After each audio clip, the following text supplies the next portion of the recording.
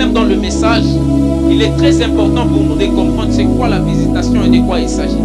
En réalité, lorsque nous parlons de la visitation de Dieu, la première des choses que nous devons savoir, c'est que la visitation de Dieu n'arrive que lorsque celui-ci a de l'importance, de l'impact, des effets majeurs. C'est-à-dire, quand on parle d'ailleurs de la visitation, nous sommes en train de voir quelqu'un qui est venu nous voir. Quelqu'un qui est venu justement prendre de nouvelles de nous. Là, ce dernier est venu nous visiter. Mais ici, nous ne parlons pas de la visitation d'un homme, mais nous parlons de la visitation de Dieu. Et la première des choses que nous devons savoir, à chaque fois que l'homme, à chaque fois que toute personne ici sur la terre a besoin de la visitation de Dieu, ou lorsque Dieu veut visiter ces personnes, ces gens ou ces enfants, c'est que la première des choses que nous devons savoir, c'est que Dieu ne nous visite que lorsque c'est dirigeant, lorsque c'est important, lorsque ça doit créer un impact majeur, lorsque ça doit changer quelque chose. C'est-à-dire, nous ne devons pas nous attendre à la visitation de Dieu lorsque nous sommes dans des circonstances que nous-mêmes nous pouvons régler. Lorsque nous nous retrouvons dans certaines situations où nos propres efforts, nos propres connaissances, nos propres manières peuvent faire, là on ne doit pas s'attendre à la visitation de Dieu. Mais quelque chose qui est très important ici, c'est quoi? C'est que la visitation de Dieu, quand Dieu décide de te visiter, c'est-à-dire, c'est seulement lorsque tes efforts sont épuisés. C'est seulement lorsque c'est impossible pour toi. C'est seulement lorsque tu es dans une situation où personne ne peut régler. Même un membre de ta famille, même ton oncle ne peut pas régler. Là, Dieu peut intervenir. Lorsque nous sommes dans des circonstances où nous avons de l'argent qui peut intervenir, on ne doit pas s'attendre à la visitation de Dieu. Comme j'étais en train de dire, la visitation de Dieu n'arrive que lorsqu'elle a de l'impact dans nos vies. Lorsqu'elle est très importante pour nous. Parce que Dieu ne peut pas intervenir dans une situation que tu peux régler seul. Pourquoi? Parce que tu risques de prendre cette gloire-là à toi. Lorsque tu te trouves dans une situation où ça nous demande par exemple de l'argent et que nous avons cet argent-là, Dieu ne peut pas intervenir. Pourquoi? Parce que si Dieu intervenait, toi aussi tu risquerais d'intervenir avec ton argent et tu te dis que si je viens de trouver une solution, c'est parce que j'avais l'argent. Mais Dieu arrive dans nos vies où Dieu nous visite seulement lorsque nous sommes épuisés, seulement lorsque nous voyons une Aïcha. C'est-à-dire, la visitation de Dieu arrive dans nos vies lorsque notre intelligence finit. Lorsqu'on a essayé, ça n'a pas marché. Lorsque c'est tellement dur, c'est alors que Dieu nous visite. Alors, ce qu'il faut savoir ici, c'est quoi? C'est lorsque la circonstance est plus dure que l'homme, impossible pour l'homme, que Dieu vient. Amen. Et à chaque fois que nous venons à l'église, c'est parce que nous avons besoin de Dieu. C'est parce que nous avons besoin de la visitation de Dieu. Moi, j'ai toujours dit que des personnes qui se disent qu'ils sont complets, ils n'ont pas besoin de Dieu. Les gens qui s'attendent à l'église, c'est supposer qu'ils ont la solution là. Mais venir à l'église, cela est en train de nous faire preuve et en train de prouver à Dieu que nous avons essayé, ça n'a pas marché. C'est en train de prouver à Dieu que Seigneur, on ne saura pas, ça nous dépasse. Pour nous, c'est fini. On a tant essayé et ça n'a pas marché. Et c'est comme ça que Dieu visite la personne. Il y a des circonstances qu'on vient de lire ici. La première circonstance, c'est une femme qui est stérile. Et la deuxième circonstance, c'est une femme qui est vierge. Alors, ce qu'il faut savoir dans ces deux récits, c'est quoi? Il est impossible pour une femme stérile de mettre au monde. C'est impossible. C'est impossible pour une femme stérile de mettre au monde. Et la deuxième circonstance, c'est quoi? Il est impossible pour une femme qui n'a pas encore connu d'homme de mettre au monde. Là, ce sont des circonstances qui sont difficiles. Et dans la première circonstance, c'était une femme qui répondait au nom de Anne. La femme ici qu'on appelait Anne, elle était stérile dans sa maison. Elle avait son nom qui répondait au nom d'Elkana. Et Anne ne pouvait pas vivre heureux dans sa maison. Pourquoi? Parce qu'elle n'avait pas d'enfant. C'est que Anne était chez lui, mais il ne se sentait pas comme chez lui. Pourquoi? Parce qu'il était stérile. Il y a certaines personnes, il est dans sa maison. Il y a certaines personnes, il vit chez lui, mais il n'est pas à l'aise. Pourquoi? Parce qu'il y a quelque chose qui lui manque. Amen. Il y a certaines personnes, tu es chez toi, tu ne vis pas heureux. Pourquoi? Parce qu'il y a des circonstances qui sont en train de te faire mal, que tu n'arrives pas à résoudre. Amen. Et s'il y a de telles circonstances parmi nous, c'est qu'il y a une seule solution. La solution, c'est quoi? Ce soir, Dieu va visiter nous. Il peut s'y arriver qu'on a tant cherché, on a tant demandé de l'aide aux gens. Les gens ne nous soutiennent pas. On n'arrive même pas à s'asseoir pour seulement penser à nous-mêmes. Pourquoi? Parce que le problème nous surpasse. Le moment nous surpasse. Mais ce soir, il y a une visitation que Dieu a réservée pour ce genre de circonstances. Amen. Alors Anne était chez lui. Était chez elle. Mais à cause de la circonstance de sa vie, à cause d'une incapacité, à cause d'une faiblesse, elle ne pouvait pas supporter de rester chez lui. La Bible dit ceci: Anne a pris la décision de quitter sa maison pour aller à l'église, pour aller au temple. C'est pourquoi des personnes qui sont spirituelles, ce sont celles-là qui prennent la décision de quitter leur maison et d'aller à l'église. Il n'y a pas un acte de foi que l'homme ne puisse faire que quitter, laisser ses préoccupations et venir dans la présence de Dieu. Et Dieu, lorsqu'il fait visiter quelqu'un, il est en train de regarder quelle dimension de sacrifice que la personne fait. Anne s'est sacrifiée, s'est dit: je ne supporterai pas. Écoutez, il y a des problèmes qui peuvent se traiter lorsque nous sommes à l'aise comme ça. Il y a aussi des problèmes qui peuvent se traiter, c'est lorsque nous sommes en train de nous rechercher. Mais il y a aussi d'autres situations, il y a aussi d'autres problèmes qui ne se traiteront que lorsqu'on va prendre la décision de venir dans la présence de Dieu. C'est que mambo ingine, inezi kuisani wa pale unaenda kumwona docteur. Mambo ingine, inezi kuisani pale unaenda kutafuta kazi. Mais mambo ingine idaisa ni pale unatoka unaenda présence.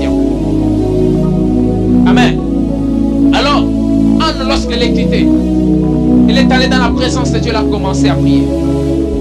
La seule chose qui lui manquait, c'est qu'Anne n'avait pas d'enfant. Des fois, il y a des choses qui nous manquent. Il y a des choses qui nous manquent. Il y a des choses qu'on a tant cherché, on n'a pas trouvé. Mais s'il y a le bon endroit où on peut trouver toutes choses, tout ce dont nous avons besoin, c'est dans la présence de Dieu. Et la Bible dit ceci: lorsque Anne est sortie de sa maison, arrivant dans la présence de Dieu, elle n'est pas restée bras croisés, elle n'est pas restée comme ça. La Bible dit ceci: Anne s'est mise à pleurer devant Dieu. Anne s'est mise à prier l'Éternel. Écoutez, il y a des visitations de Dieu qui ne descendront dans ta vie que seulement lorsque tu déclenches les ciels. C'est que Anne a prié dans une dimension où on l'a traité d'ivrogne. Même le sacrificateur, Élie, est venu dans le temple et trouva Anne, il lui dit: mais s'il y a encore bu, c'est que tu es encore ivre. Mais Anne savait, Anne avait son secret. Écoutez, venir dans la présence de Dieu dépend de ce à quoi nous sommes venus faire. Même voir la main de Dieu, voir la visitation de Dieu. Et qu'on a dépendre de la soif et le tournant de la marche. S'il y a une parenthèse que je dois ouvrir, mon Seigneur, c'est qu'à chaque fois que nous sommes dans la présence de Dieu, évitons de dépendre de nos voisins. Lorsque nous venons auprès de Dieu, lorsque nous voulons déclencher la visitation de Dieu, oublions les gens qui sont autour de nous. On doit même oublier qu'à côté de nous, il n'y a personne. La visitation de Dieu est particulière, est commune. C'est-à-dire, c'est seulement lorsque toi et ton Dieu, vous prenez la décision. Toi-même, tu te dis, là, je ne vais pas avoir Dieu. C'est comme ça que Dieu va nous visiter. Amen. Deuxième circonstance, c'est la circonstance d'une femme qui est chez lui. Elle s'appelait Marie. Elle n'avait même pas besoin d'enfant. Pourquoi? Parce que ce n'était pas le moment prévu. Ce n'était pas le moment prévu.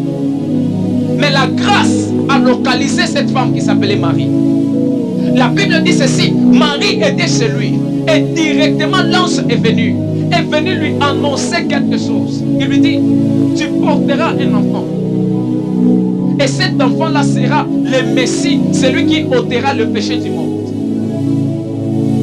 Alors, Marie a conçu par la vertu du Saint-Esprit. Mais ça a voulu lui créer des problèmes. Amen. Ça a failli lui créer des problèmes avec Joseph. Et lorsque Joseph s'est mis secrètement à vouloir penser à rompre avec la personne, Dieu a encore intervenu. Pour dire quoi? Lorsque Dieu te visite, c'est que même si il y a des gens qui vont essayer de s'élever contre toi, Dieu va s'en occuper d'eux. Les jours que je comprends que Marie était innocente, Marie ne savait pas, Marie n'avait pas besoin d'enfant. Mais lorsque Dieu l'a visité, il lui a béni, ça lui a suscité des combats. Ça lui a suscité des gens qui voulaient se séparer de lui. C'est-à-dire quoi? Bien aimé, lorsque Dieu te visite, même si ce sont tes proches qui vont essayer de s'élever contre toi, Dieu va intervenir. Alors, qu'est-ce qu'on note de ces circonstances? Dans la première circonstance de Anne, on comprend ceci, que la naissance de Samuel, qui est l'enfant qu'elle a fait porter par la prière, a été un moment de grande joie et d'émotion pour sa mère, et qui avait longtemps désiré avoir un enfant. Bien sûr, elle a prié. Mais trois choses qu'on doit noter de Anne, c'est que ça a suscité, c'est-à-dire les effets de la visitation de Dieu dans la vie d'Anne. La première des choses, c'était la foi en Dieu. Lorsque Dieu a visité Anne, Anne a eu encore la foi en Dieu, de croire. C'est-à-dire, même à chaque fois que nous lisons, peut-être pas, même quand je lisais ces Épîtres, j'ai cru en Dieu, j'ai dit, c'est possible encore avec nous.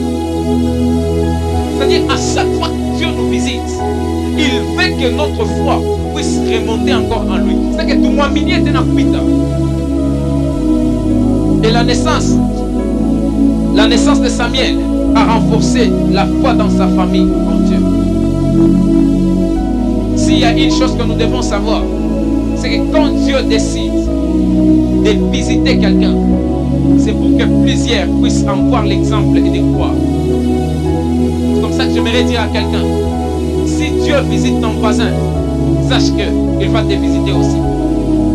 Pourquoi? Parce que la visitation de ton voisin doit activer en toi la foi de croire en Dieu, de croire que Dieu peut le faire aussi avec nous. Deuxième des choses que nous sommes en train de noter, c'est la gratitude. La naissance de Samuel a inspiré à sa famille à ressentir une profonde gratitude envers Dieu pour ce qu'il a fait. Lorsque Dieu nous visite, c'est pour que nous soyons des gens qui doivent lui rendre grâce. C'est pour que nous soyons des gens qui porteront la gratitude auprès de lui. L'Église, ne soyons pas ingrats envers la visitation de Dieu. Lorsque Dieu nous visite, il nous donne quelque chose. Nous devons être gras au devant de lui, c'est-à-dire lui rendre grâce. Amen. Voilà pourquoi, à chaque fois que nous apportons les offrandes, à chaque fois que nous apportons la dîme, c'est une façon de reconnaître que Dieu, tu m'as visité avec ça, et moi je te donne ça. Et Dieu aime ça.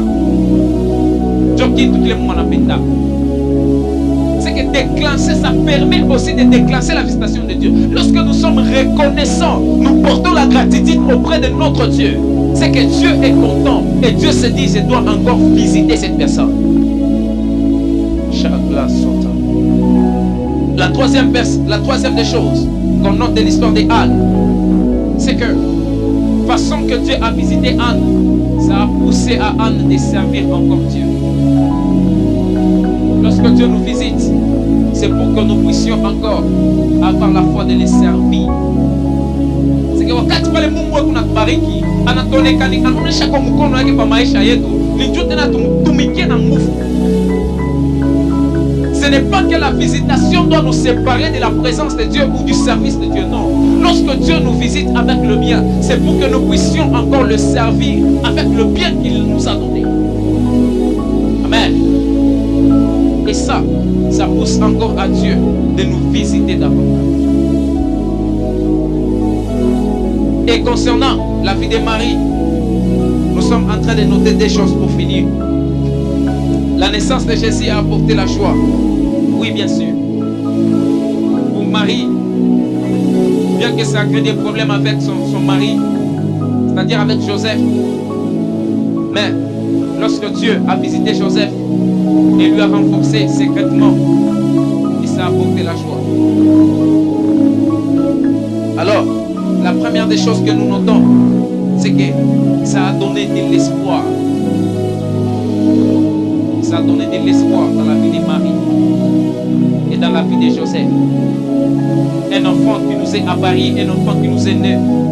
Et lorsque Dieu en a précisé, en a dit avec détail que ce dernier est un sauveur, est un messie, ça a donné de l'espoir à Marie et à Joseph. Et dire que Dieu nous aime encore. Dieu nous connaît encore. C'est que lorsque Dieu nous visite, c'est pour remonter de l'espoir en nous et que nous puissions espérer en Dieu que Dieu nous connaît. Dieu est avec nous. C'est que visitation, pour maïcha yetu, ni Dieu connaît ça que Mungu anatuyua. C'est pour que nous soyons des gens qui vont espérer en lui. Même lorsque le moment viendra, le moment compliqué viendra, qu'on se rappelle que pendant que nous étions dans un tel moment, Dieu nous avait visités. Et même si aujourd'hui c'est dur, de la même façon qu'il nous avait visités, c'est de cette façon qu'il va nous visiter. Avoir l'espoir.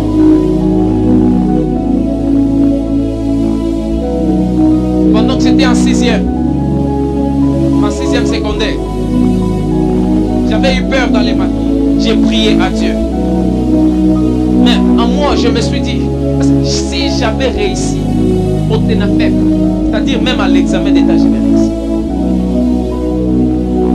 La façon que Dieu m'avait visité, que Dieu m'avait béni, ça a donné de l'espoir à ma vie de croire encore que, peu importe la situation présente, si Dieu m'avait visité dans le passé, même aujourd'hui, il va me visiter. Lorsque j'étais en train de préparer la défense, je me suis dit, Seigneur, il y a des combats. Seigneur, qu'est-ce qui se passe? Et je me suis rappelé encore que si Dieu m'avait donné le diplôme, il va encore me donner la licence. Et il l'a fait. Pourquoi? Parce qu'il m'avait visité et il m'a encore visité. Et aujourd'hui, quand je marche, je me dis, si Dieu m'avait visité, il m'avait visité, il m'avait visité, il va encore me visiter et il me visitera toujours. Pourquoi? Parce que sa visitation a remonté de l'espoir dans ma vie. Voilà pourquoi Dieu nous visite. Même dans nos familles, lorsqu'il y a des circonstances compliquées, rappelons-nous, si nous avait visité la fois passée, il va encore nous visiter. Même quand la maladie entre, on doit se rappeler que pendant un temps il y avait une maladie. Dieu nous avait visité. Même s'il y a une maladie, Dieu va nous visiter parce qu'il nous connaît. C'est ça l'importance de la visitation de Dieu. Lorsque Dieu nous visite, c'est pour ça. Dernier point.